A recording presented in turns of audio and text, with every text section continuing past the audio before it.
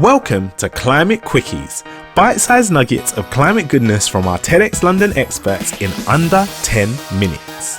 In this week's Climate Curious, we're turning our attention to Mongolia, and specifically to its capital city, Ulaanbaatar.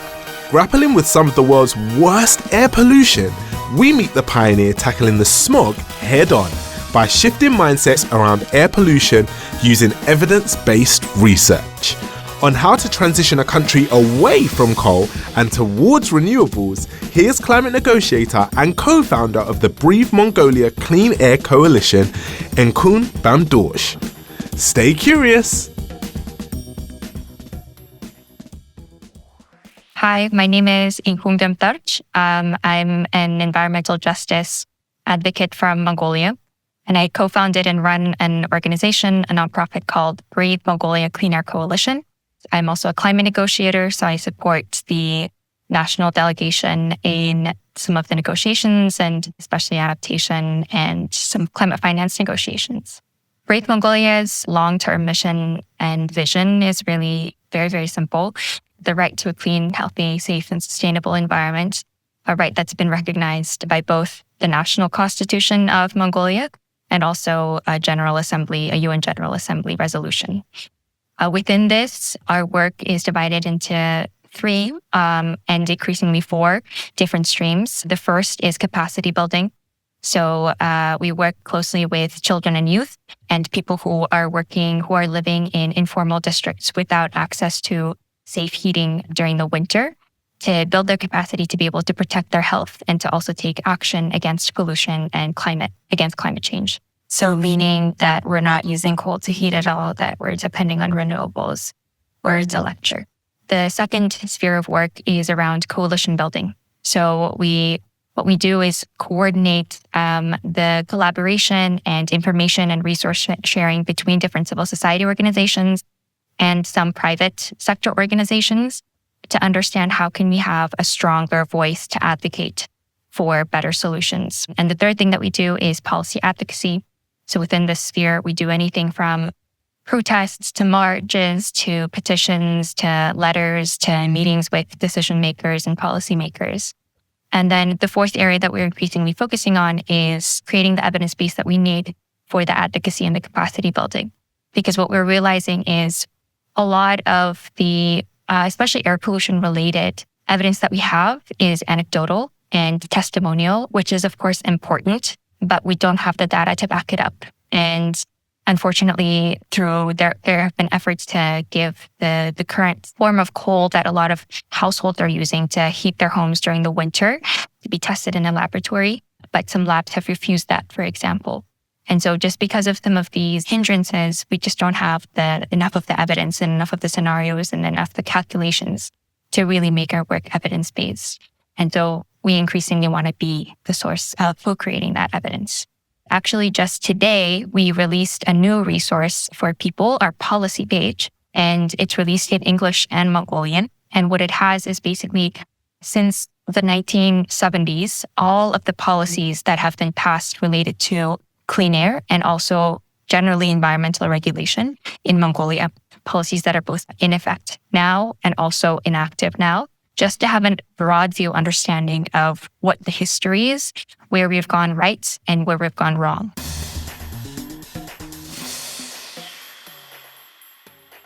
There are a couple of reasons why these types of research we think haven't been done enough. And of course, there have been efforts and there are studies that are conducted. I think some of the hindrances come from the fact that some of the laboratories to do these types of tests don't exist in Mongolia. Or even if they do exist, how are they getting funded? And are they actually able to release their findings independently and in a publicly transparent manner? I think that's one part of the equation. The other part of the equation, which is related to that, what are the types of political and industry lobbying that's happening so that these tests are not being conducted? Specifically on, the types of coal that households are using in order to heat their homes during the winter. And just to clarify, what we mean by safe, clean heating for households is safe, clean heating that doesn't involve fossil fuels. And so when we're not able to conduct these types of tests specifically on these types of coal, and we ask decision makers and policy makers, we send them letters asking, So what are the tests that have been done? In what conditions were they done? And were they done in the conditions in which households are actually going to use the coal to heat their homes? And the response that we get is always very general, that the tests have been done and that they have good results. But none of the reports are publicly available, which is why we're continuing to demand for these things, but also on the other end to understand how can we build the capacity to have these kinds of tests done. But then also from a more like an analytical scenario-based lens, how can we build the capacity as an organization to co-author some report, say for a just energy transition for these households that are currently dependent on coal for heating, that are net zero goals aligned, that are Paris Agreement aligned. The problem has been around for quite a long time. There was a news clipping that a civil society member found a couple of months ago from 2010. This is a printed newspaper. And on the front cover, this cover story, it said the capital city of Mongolia, Ulaanbaatar, which is where I live and where our team is based, will no longer have air pollution by 2010. We don't actually know what year this newspaper clipping was from. It might have been either the early 2000s or the mid 2000s. But regardless, the promise was there will be clean air by 2010. And a lot of the steps and actions that are listed on that article are exactly the same as what policymakers are promising right now.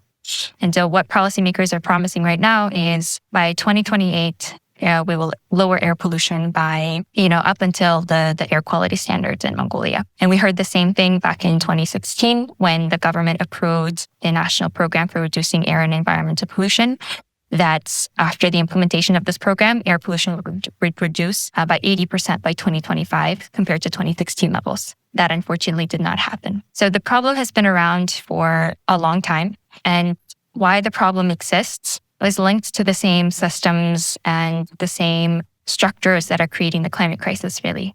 I think in a larger scale, how dependent Mongolia as a country is on extractive industries, particularly mining, and how dependent we are in terms of the export of our coal.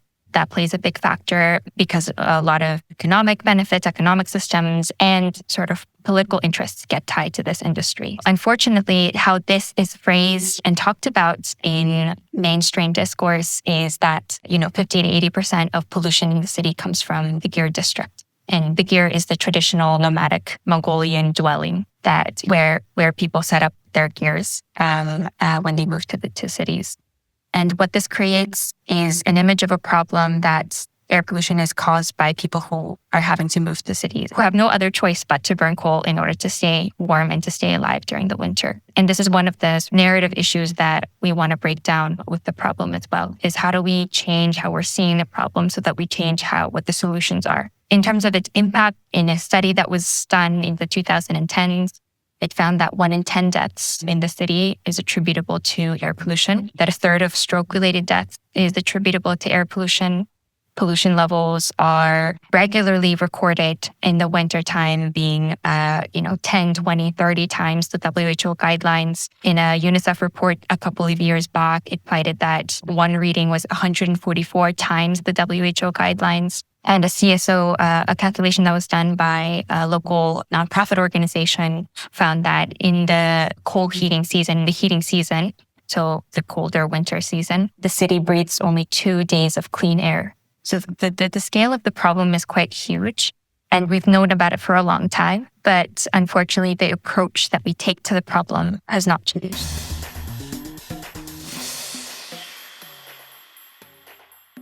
What we started with actually was very simple. We said there are no resources in Mongolian about what air pollution is, what the sources are. So let's start with creating a hub about air quality in both English and Mongolian so that it's accessible also to international audiences. And then we slowly transitioned into more sort of capacity building programs, particularly for children and youth, but from a more intersectional and systemic lens, trying to have young people understand not only the sources of the problem, but the systemic drivers, and to understand where they sit within that system and what vulnerabilities they're exposed to, and also what privileges they have in order to be able to take action. And then we eventually sort of moved on to being more focused on policy advocacy. And actually within that scope, this year, we gathered 70,000 signatures to incite a public hearing on why air pollution policies have been ineffective in the past decade and more.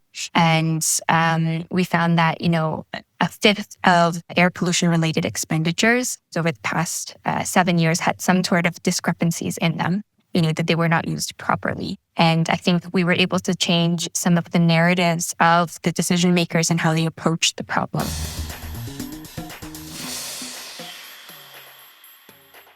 Mongolia actually has a huge renewable energy generation capacity, both because the geographical landmass is so big and because we have a good level of sun exposure, and we can potentially be a really big renewable energy generator within the region. And unfortunately, this is not something that we're looking at very strategically from the long term. So in 5 years that we've started having these conversations, and also in the narrative that both the public and decision makers are looking at the problem has changed. I think that's feasible if we start taking action. And then obviously what it looks like on the ground is that we're avoiding thousands of unnecessary deaths and illnesses every year.